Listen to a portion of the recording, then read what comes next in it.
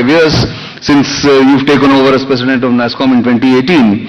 The IT sector, of course, has been India's pride, but implementing government policies on digital transformation, what has been your experience in establishing digital infrastructure, which is now the envy of the world? If you can share your thoughts on that for this audience. Thanks so much, Nitin. And before I get to that, I'm going to share a very short story. And this is one of my favorite India stories. Do you know in 2008, I'm sure it's before many of you in this room were born, in 2008, any guesses what percentage of Indian population actually had bank accounts? Any guesses? It was less than 20%. 17%, 17% of Indians had bank accounts. In 2008, a very reputed international organization came to do a major study in India and said it would take India 46 years to achieve 80% banking penetration, which means it would take us 46 years from 2008 to ensure that 80% of Indians had bank accounts. My question to you, how many years did it actually take India? Any guesses? Yeah? Yes? Any guess? 8. 8 years. Anyone else? The same guy's answering. Anyone else? No. It took India around 7 years to achieve 80% banking penetration versus 46 years that had been called out. And why? Why were we able to do this? Why were we able to disrupt status quo to this extent?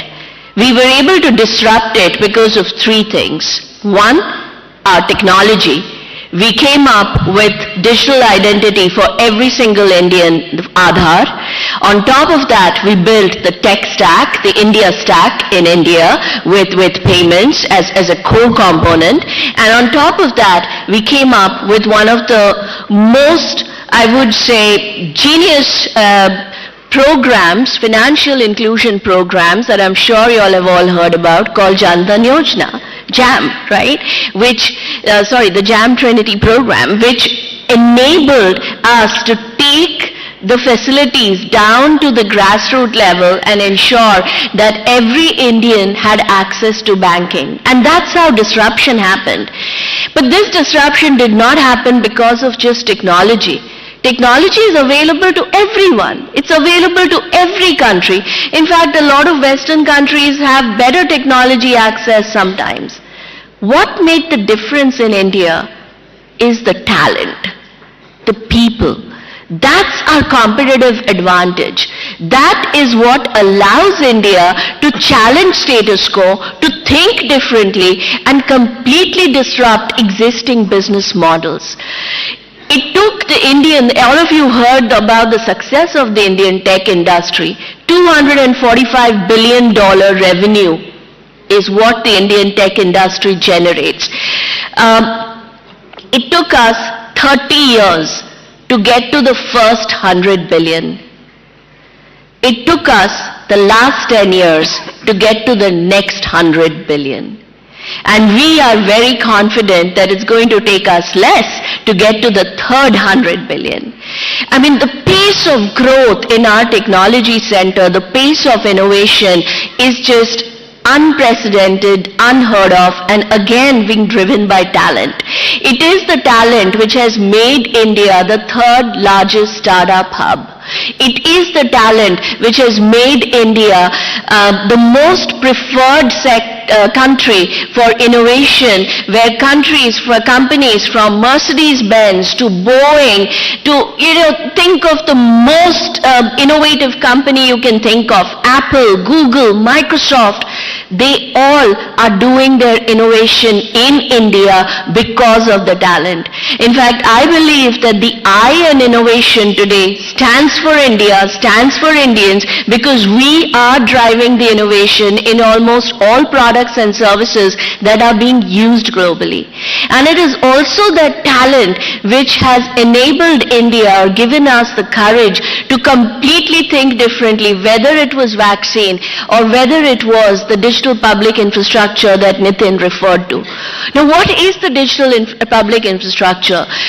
In our traditional world, technology has always been it's always belonged to a few. It's always been the luxury of the rich or the urban. We've always developed technology keeping the top layer in mind, and then we have figured out how do we scale below. What India did is completely turned that on its head and said, we are going to drive human-centric innovation, citizen-centric innovation that will start from the grassroots and then scale up. And we needed the highways, we needed to create the digital highways to give us that exponential scale of digital goods and services. And that's where the DPIs, the digital public infrastructure, UPI, CoWIN, that's where it took shape, and that's where, again, the ability to think differently, the ability to challenge status quo, and the ability to think bottoms up is what made it possible. So I will sum up by saying, when you think about technology sector or the technology in India, it's the people that's behind the success of the technology industry. It's the talent, the 5.3 million people that the technology sector employs. They are the ones driving the challenge, and I'm very proud that the technology sector in India is also the largest employer of women.